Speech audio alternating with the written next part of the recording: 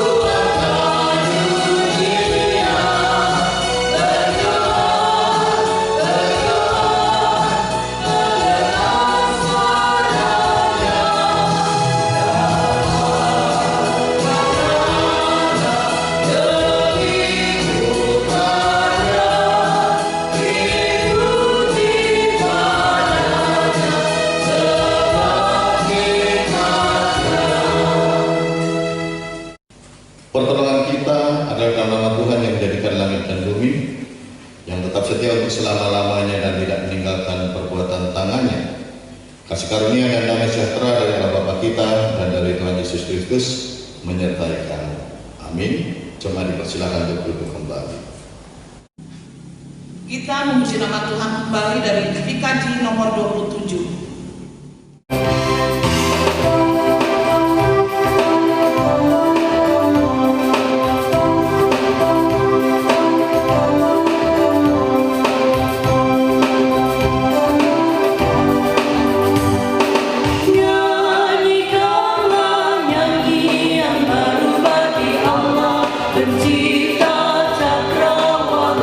Segala serapin kerumimu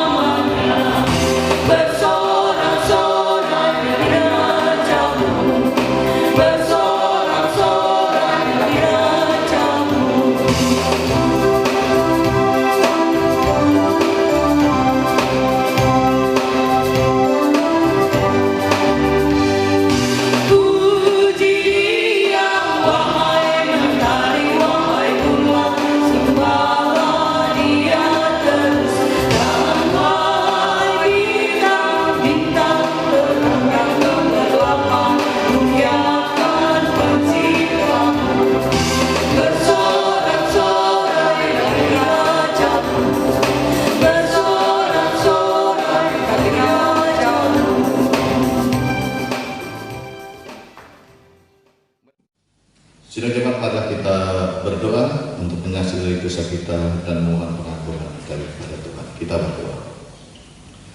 Ya Allah yang Maha Kuasa, kami mengaku di hadapan-Mu bahwa kami sering berbuat dosa, baik dengan pikiran, perkataan maupun dengan perbuatan kami. Ampunilah dan kasihanilah kami, serta bimbinglah kami agar beroleh hidup yang kekal di dalam Yesus Kristus Tuhan kami. Amin. Selaku hamba Tuhan Yesus Kristus, kami memberitakan keampunan dosa bagi setiap orang yang telah mengaku dosanya dengan tulus ikhlas di hadapan Tuhan. Sebab aku ini Tuhan Allahmu, memegang tangan kananmu dan berkata kepadamu, janganlah takut, akulah yang menolong engkau. Kita memuji nama Tuhan dari Kidung Jemaat nomor 27 ayat yang pertama dan ayat yang kedua.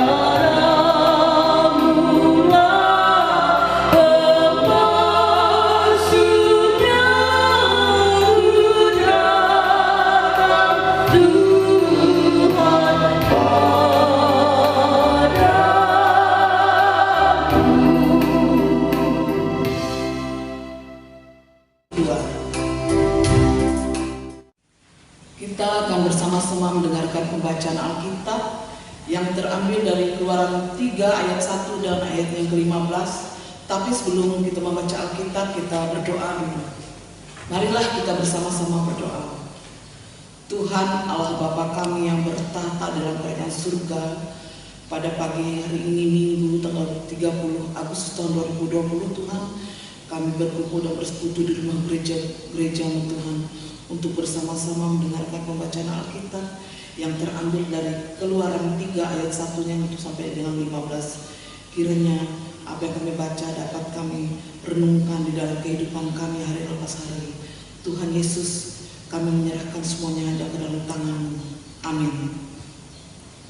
Pembacaan Alkitab terambil dari Keluaran 3 ayat 1 sampai yang ke-15 dengan perikop Musa diutus Tuhan. Adapun Musa, ia biasa mengembalakan kambing dan domba di Yetro, mertuanya, imam di Midian. Sekali ketika ia mengiring kambing domba itu ke seberang padang gurun, sampailah ia ke gunung Allah, yaitu Gunung Horeb. Lalu malaikat Tuhan menampakkan dirinya kepadanya. Di dalamnya lah api yang keluar dari semak duri. Lalu ia melihat, dan tampaklah semak duri itu menyala, tetapi tidak dimakan api. Musa berkata, baiklah, aku menyimpan ke sana untuk memeriksa penglihatan yang hebat itu. Mengapakah tidak terbakar semak duri itu? Ketika dilihat Tuhan bahwa Musa menyimpang untuk memeriksanya, berserulah Allah dari tengah-tengah semak duri itu kepadanya, Musa, Musa, dan ia menjawab, ya Allah. Lalu ia berfirman, janganlah datang dekat-dekat. tanggalkanlah kasutmu dari kakimu, sebab tempat di mana engkau berdiri itu adalah tanah yang kudus. Lalu ia berfirman, Akulah Allah ayahmu, Allah Abraham, Allah Ishak, dan Allah Yakub. Lalu Musa menutupi mukanya sebab ia takut memandang Allah. Dan Tuhan berfirman, Aku telah memperhatikan dengan sungguh kesengsaraan umatku di tanah Mesir, dan aku telah mendengar seruan mereka yang disebabkan oleh pengerah-pengerah mereka. Ya, aku mengetahui penderitaan mereka. Sebab itu aku telah turun untuk melepaskan mereka dari tangan orang Mesir dan menuntun mereka keluar dari negeri itu ke suatu negeri yang baik dan luas, suatu negeri yang berlimpah-limpah susu dan madunya, ke tempat orang Kanaan, orang Het, orang Amori, orang Peris, orang Hewi, dan orang Yebus. Sekarang seruan orang Israel telah sampai kepadaku. Juga telah kulihat betapa kerasnya orang Mesir menindas mereka. Jadi sekarang pergilah, aku mengutus engkau pada Firaun untuk membawa umatku, orang Israel keluar dari Mesir. Tetapi Musa berkata kepada Allah, Siapakah aku ini? Maka aku yang akan menghadap Firaun dan membawa orang Israel keluar dari Mesir. Lalu firman-Nya, Bukankah aku akan menyertai engkau? Inilah tanda bagimu bahwa aku mengutus engkau. Apabila engkau telah membawa bangsa itu keluar dari Mesir, maka kamu akan beribadah pada Allah di gunung ini. Lalu Musa berkata kepada Allah, Tetapi apabila aku mendapatkan orang Israel dan berkata kepada mereka, Allah nenek moyangmu telah mengutus aku kepadamu, dan mereka bertanya kepadaku, bagaimana tentang namanya? Apakah yang harus kujawab kepada mereka? Firman Allah kepada Musa, Aku adalah aku. Lagi firman-Nya, beginilah kau katakan kepada orang Israel itu, Akulah telah mengutus aku kepadamu. Selanjutnya berfirmanlah Allah kepada Musa, beginilah kau katakan kepada orang Israel, Tuhan Allah nenek moyangmu, Allah Abraham, Allah Ishak, dan Allah Yakub telah mengutus aku kepadamu. Itulah namaku untuk selama-lamanya, dan itulah sebutanku turun-temurun. Demikianlah firman Tuhan. Berbahagialah orang mendengarkan firman-Nya dan melaksanakannya dalam kehidupannya hari lepas hari. Amin. Kita memuji nama Tuhan kembali dari Kidung Jemaat nomor 57 ayat yang pertama dan ayat yang kedua.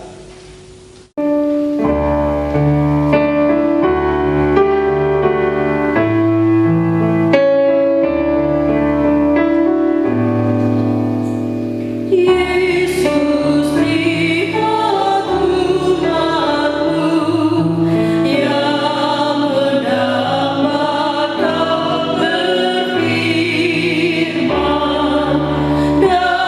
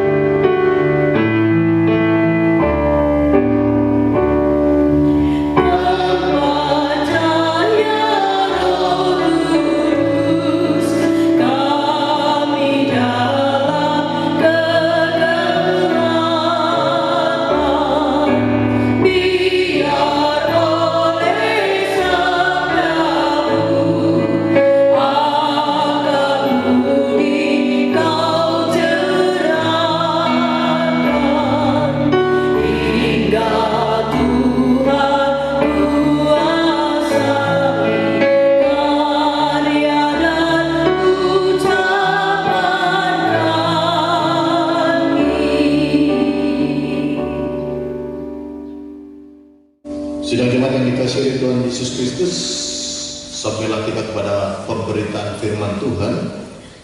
Pemberitaan firman Tuhan untuk kita pada hari ini terdapat dalam Matius 16 ayat yang ke-21 sampai ke-28. Sebelumnya mari kita merendahkan diri kita bersatu di dalam doa. Ya Allah Tuhan kami, Bapa yang amat pemurah, yang mengaruniakan segala pemberian yang baik bagi kami. Engkau yang sudah memerintahkan kepada setiap kami umat-Mu untuk selalu belajar dan memeriksa kitab suci-Mu, karena dari dalamnya kami akan dapat mengetahui jalan keselamatan dan kami boleh mendapatkan kehidupan yang kekal. Maka dari itu pada saat ini ya Tuhan, kami hendak belajar akan kebenaran firman-Mu. Kiranya Engkau memberikan terang kepada kami melalui kuasa Roh Kudus-Mu, mengaruniakan kepada kami pengertian yang baik, supaya kami dapat belajar mengenal dan selalu mempercayai Engkau, bahwa Engkau-lah penolong dan Tuhan yang benar. Untuk itu ya Allah, berilah kami roh akal, hikmat dan kebijaksanaan, supaya kami juga mampu melakukan firman-Mu itu dalam kehidupan kami. Berfirman-Lah ya Tuhan, kami telah siap untuk mendengarkannya. Amin. Firman Tuhan untuk kita pada pagi hari ini terdapat dalam Matius 16 ayatnya yang ke-21 sampai ke-28 dalam sebuah perikop pemberitahuan pertama tentang penderitaan Yesus dan syarat-syarat mengikut Dia. Sejak waktu itu Yesus mulai menyatakan kepada murid-muridnya bahwa Ia harus pergi ke Yerusalem dan menanggung banyak penderitaan dari pihak tua-tua, imam-imam kepala, dan ahli-ahli Taurat, lalu dibunuh dan dibangkitkan pada hari yang ketiga. Tetapi Petrus menarik Yesus ke samping dan menegur Dia. Katanya, Tuhan, kiranya Allah menjauhkan hal itu. Hal itu sekali-kali takkan menimpa Engkau. Maka Yesus berpaling dan berkata kepada Petrus, "Enyahlah iblis, engkau suatu batu sandungan bagiku, sebab engkau bukan memikirkan apa yang dipikirkan Allah, melainkan apa yang dipikirkan manusia." Lalu Yesus berkata kepada murid-muridnya, "Setiap orang yang mau mengikut Aku, ia harus menyangkal dirinya, memikul salibnya, dan mengikut Aku. Karena barang siapa mau menyelamatkan nyawanya, ia akan kehilangan nyawanya. Tetapi barang siapa kehilangan nyawanya karena Aku, ia akan memperolehnya. Apa gunanya seorang memperoleh seluruh dunia, tetapi kehilangan nyawanya? Dan apakah yang dapat diberikan sebagai ganti nyawanya? Sebab Anak Manusia datang dalam kemuliaan Bapa-Nya, diiringi malaikat-malaikatnya. Pada waktu itu Ia akan membalas setiap orang menurut perbuatannya. Aku berkata kepadamu, sesungguhnya di antara orang yang hadir di sini ada yang tidak akan mati sebelum mereka melihat Anak Manusia datang sebagai Raja dalam kerajaan-Nya." Sampai sedemikian jauh pembacaan firman Tuhan. Yang berbahagia adalah mendengarkan firman Tuhan yang menyimpan dalam hati dan melakukan dalam hidupnya. Amin. Ibu bapak, saudara-saudara yang dikasihi Tuhan Yesus Kristus, salam. Selamat pagi. Kita mengucap syukur kepada Tuhan atas kasih kemurahan-Nya yang memberikan kepada kita kekuatan, kesehatan, umur panjang sampai pada saat ini. Dan kita boleh bersama-sama memuji dan memuliakan Tuhan kembali, walaupun kita masih beribadah di dalam rumah tangga kita masing-masing melalui live streaming yang dilakukan pada hari ini. Firman Tuhan pada hari ini mengambil sebuah tema, syarat mengikut Yesus. Saudara-saudara, kalau kita lihat nas kita hari ini dalam Matius 16 ayat yang ke-21 sampai ke-23, Yesus mulai menyatakan kepada murid-muridnya tentang penderitaan yang akan Ia alami sebagai Mesias. Ini merupakan suatu babak yang baru dalam pekerjaan, yaitu Yesus harus memberitahukan secara gamblang, secara jelas kepada murid-muridnya tentang penderitaan yang akan ia alami di Yerusalem. Sesudah Petrus mengakui Yesus sebagai Mesias, Anak Allah yang hidup, pada Matius 16 ayat yang ke-16, maka sekarang Yesus memperjelas kembali maksud kedatangannya sebagai Mesias yang harus menderita, yang harus mati, yang harus dibunuh, tetapi bangkit pada hari yang ketiga. Yesus menyatakan bahwa ia harus melewati jalan salib itu.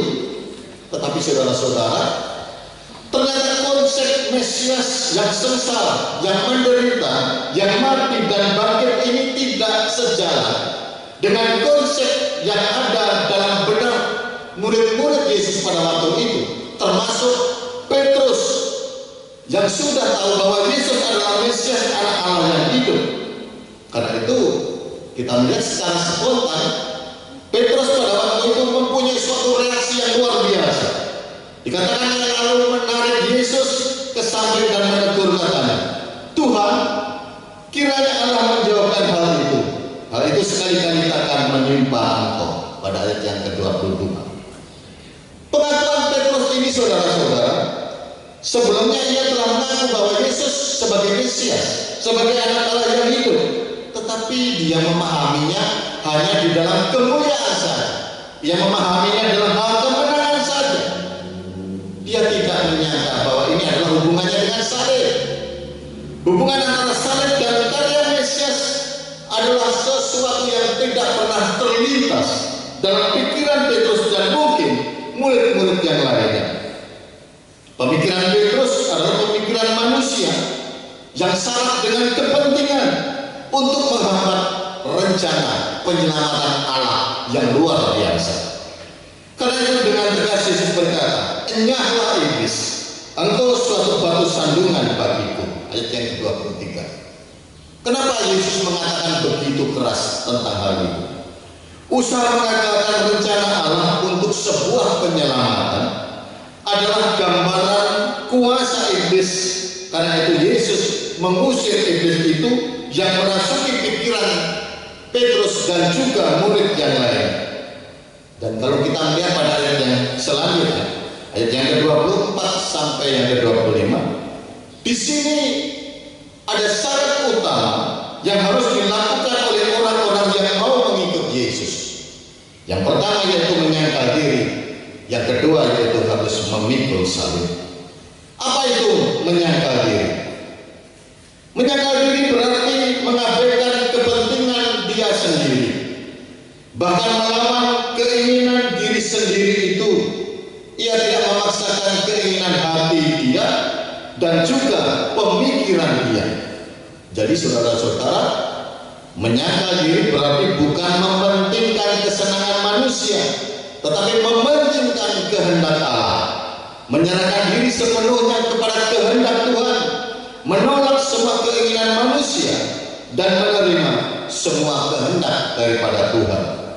Dengan demikian, menyangkal diri adalah sebuah sikap yang harus senantiasa diwujudkan dalam sebuah tekad, keinginan, komitmen, dan juga keberanian. Karena ini menuntut kepada kita harus tetap teguh yang tidak pernah tergoyahkan dalam iman percaya kita. Hal yang kedua tentang memikul salib. Kita tahu bahwa salib adalah lambang penderitaan, lambang beban berat yang tidak bisa dijinjing tapi harus dipikul. Salib yang dipikul bukan salib Yesus, tetapi salib kita sendiri. Yang dimaksud dengan salib adalah penderitaan yang bukan karena perbuatan jahat, tetapi salib adalah penderitaan yang disebabkan oleh orang lain. Dengan demikian, yang dimaksud dengan memikul salib adalah orang yang taat mengikut Yesus sekalipun harus menanggung sebuah penderitaan. Jadi memikul salib berarti menempuh jalan yang berat dan penuh penghinaan. Dan kita lihat, menurut peraturan Romawi bahwa seorang yang hendak disalibkan, dia harus memikul salibnya sendiri, dan dia harus ditonton oleh orang di sepanjang jalan sampai ke mana dia di tempat penghukuman.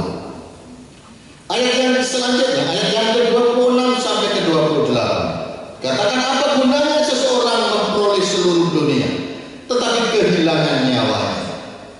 Saudara-saudara, nyawa berasal daripada Allah. Allah memberikan nyawa bagi manusia agar manusia berkarya bagi Allah. Orang yang kehilangan nyawanya karena berkarya untuk Tuhan, maka ia akan memperolehnya kembali. Oleh sebab itu, pengikut Yesus tidak perlu takut, harus terus berkarya dalam kehidupannya. Walaupun mungkin dalam hal itu kita diperhadapkan dengan tantangan cobaan beban berat yang tidak begitu mudah. Tetapi sebagai pengikut Yesus, kita tidak perlu takut menyangkal diri dan memikul salib. Sebab para pengikut Yesus tidak lagi dikuasai oleh dunia ini, yang justru seringkali membuat manusia semakin menderita. Mereka yang mengikut Yesus adalah orang yang hidup dalam roh Allah. Jadi setiap orang yang mempertahankan hidupnya dan mampu tetap bersemangat untuk pekerjaan Tuhan, maka kepadanya pasti diberikan keselamatan yang dianugerahkan oleh Allah melalui anaknya Tuhan Yesus Kristus. Nyawa Yesus menjadi tebusan bagi banyak orang, dan Yesus mengajarkan pandangan ini bahwa ia disalibkan sebagai anak manusia yang akan datang dengan kemuliaan Bapaknya. Untuk itu saudara-saudara, sebenarnya apa makna firman Tuhan ini bagi kehidupan kita pada saat ini? Yang pertama, salib melambangkan beban yang berat yang harus dipikul oleh pengikut Yesus. Pengikut Yesus yang memikul salib berarti siap menerima kenyataan hidup menderita, dihina, ditolak karena taat kepada Yesus Kristus. Tetapi dengan mengikut Yesus berarti kita telah mempersembahkan ketaatan yang sempurna kepada Yesus Kristus, yaitu tetap kuat di dalam iman, setia melayani, hidup dalam kasih, dan selalu rela berkorban. Hal yang kedua, gereja tidak sekedar hadir di dunia ini, tapi gereja harus menjalankan kehidupan yang berbuah bagi Tuhan. Menjadi pengikut Kristus berarti harus meninggalkan kenikmatan dunia ini. Bagaimana caranya? Yang pertama, kita harus memelihara konsistensi iman kita yang benar, baik itu dalam pengakuan atau dalam kelakuan kita. Yang kedua, kita harus berserah penuh kepada Tuhan agar kita tidak diperdaya oleh iblis yang bisa menjadi batu sandungan dalam pelayanan kita. Yang ketiga, hendaklah dosa jangan menguasai kita, karena dosa dapat saja dipakai oleh iblis untuk mempengaruhi orang lain untuk tidak percaya kepada janji Tuhan. Untuk itu, kita sebagai orang percaya, berilah waktu, berilah ruang kepada Roh Kudus untuk selalu menuntun kita supaya kita boleh dijauhkan dari pencobaan. Yang ketiga dan yang terakhir, saudara-saudara, mana firman Tuhan kita pada hari ini? Di zaman sekarang ini banyak hal yang menawarkan berbagai kemudahan bagi kehidupan kita. Tetapi sebagai warga gereja kita harus tetap kokoh, kita harus tetap teguh untuk mengakui bahwa Yesus adalah Mesias di sepanjang hidup kita. Meski kita tahu kita harus diperhadapkan dengan penderitaan, hinaan, dan mungkin penganiayaan. Hidup tidak hanya mementingkan diri, hidup tidak hanya mencari kesenangan sendiri, tetapi kita tetap memelihara iman kita supaya menjadi iman yang senantiasa berbuah dengan rajin mengikuti persekutuan dalam kebersamaan dalam ibadah dengan orang lain. Memang saudara-saudara, kita tidak lagi secara langsung memikul salib yang terbuat dari palang kayu, tetapi beban yang kita miliki adalah suatu tanggung jawab untuk boleh menyangkal diri dengan menjauhkan diri kita dari perbuatan-perbuatan dosa kita, karena perbuatan dosa itu bertentangan dengan kehendak Allah. Pikulah salibmu dan ikutlah Yesus. Tuhan memberkati kita, Tuhan memberkati firman-Nya. Amin. Mari kita merendahkan diri kita masuk di dalam syafaat kita.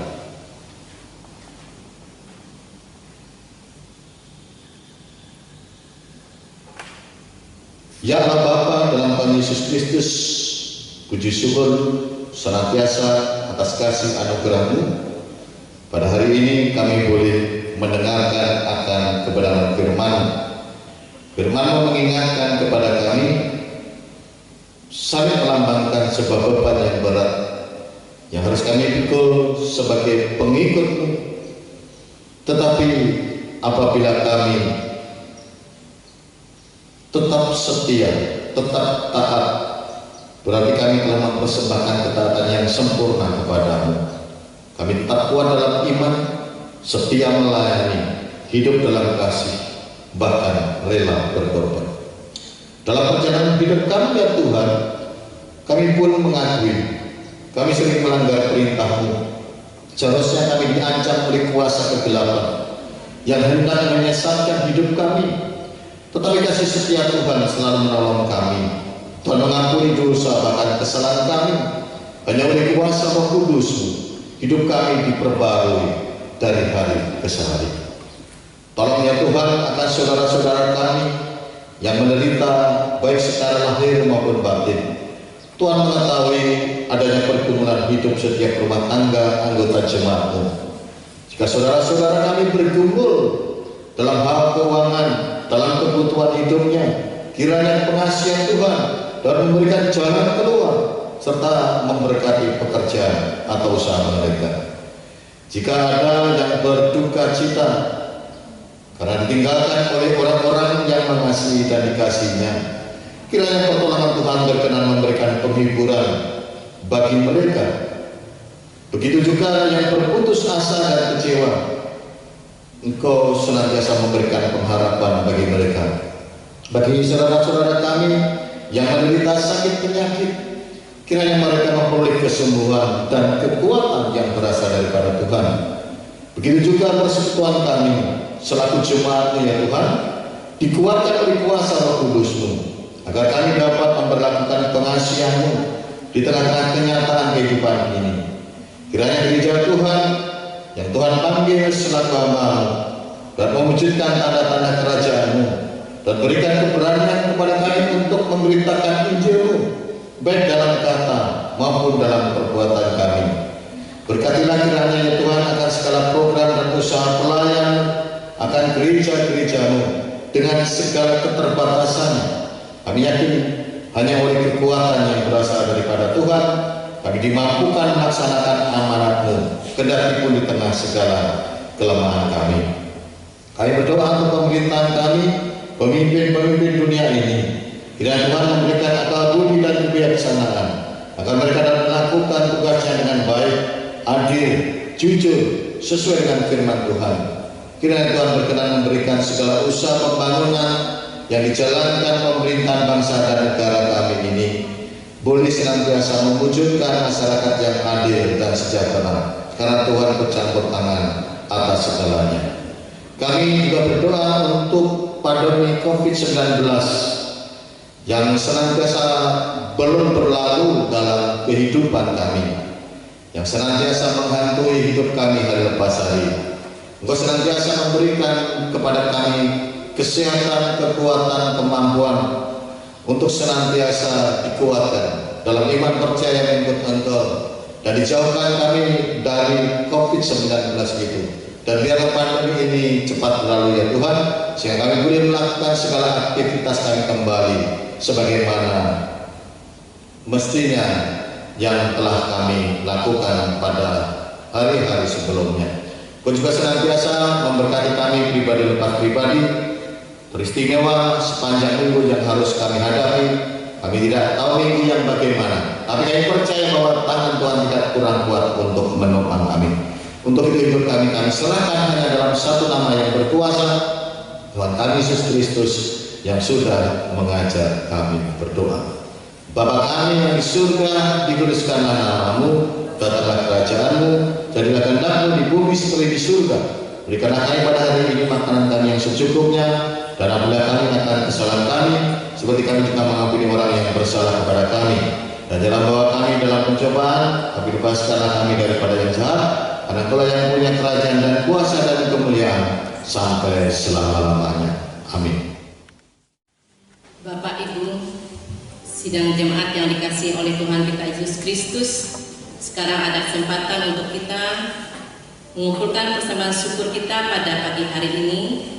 Namun sebelumnya saya akan membacakan nas pengantar yang terambil dari 2 Korintus pasal 8 ayat 12 yang berbunyi demikian. Sebab jika kamu rela untuk memberi, maka pemberianmu akan diterima. Kalau pemberianmu itu berdasarkan apa yang ada padamu, bukan berdasarkan apa yang tidak ada padamu. Sebelum mengumpulkan persembahan, marilah kita berdoa. Ya Tuhan, Bapa kami yang di surga, yang kami panggil dalam anak Yesus Kristus, pada saat ini kami menaikkan puji syukur hormat kehadirat-Mu yang kudus, karena begitu besar kasih dan anugerah yang Tuhan berikan kepada kami semuanya, sehingga pada saat ini kami boleh mengumpulkan persembahan kami. Ya Bapa di surga, terima dan berkatilah persembahan kami ini, agar kami boleh pergunakan untuk kepujian dan kemuliaan nama-Mu di muka bumi ini. Bersama ini juga ya Bapa, kami serahkan seluruh kehidupan kami hanya dalam tangan kasih-Mu. Di dalam nama anak Yesus Kristus kami berdoa dan mengucap syukur. Amin. Sementara persembahan syukur kita dikumpulkan, sidang jemaat memuji nama Tuhan dari melengkap hidup jemaat nomor 147, bait yang pertama dan seterusnya. Di sini aku bawa.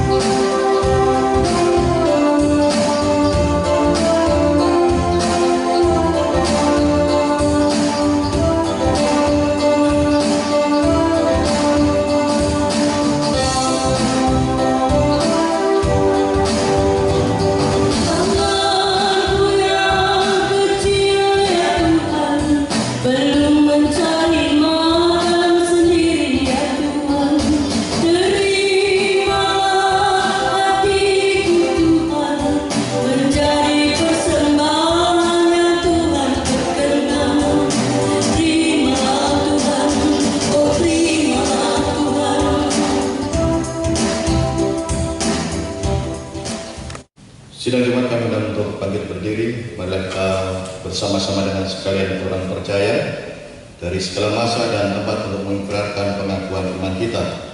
Mari kita ucapkan dengan hati dan mulut kita. Aku percaya kepada Allah Bapa yang Maha Kuasa, Khalik langit dan bumi, dan kepada Yesus Kristus anaknya yang tunggal Tuhan kita, yang dikandung daripada Roh Kudus, lahir dari anak darah Maria, yang menderita di bawah pemerintahan Pontius Pilatus, disalibkan, mati dan dikuburkan, turun ke dalam kerajaan maut. Pada hari yang ketiga, bangkit pula dari antara orang mati, naik ke surga, duduk sebelah kanan Allah Bapa yang Maha Kuasa, dan akan datang dari sana untuk menghakimi orang yang hidup dan yang mati. Aku percaya kepada Roh Kudus, gereja yang kudus dan am, persekutuan orang kudus, pengampunan dosa, kebangkitan daging, dan hidup yang kekal. Kembali kita angkat pujian kita dari nyanyian Kidung Baru 118 Pekanan Tangan.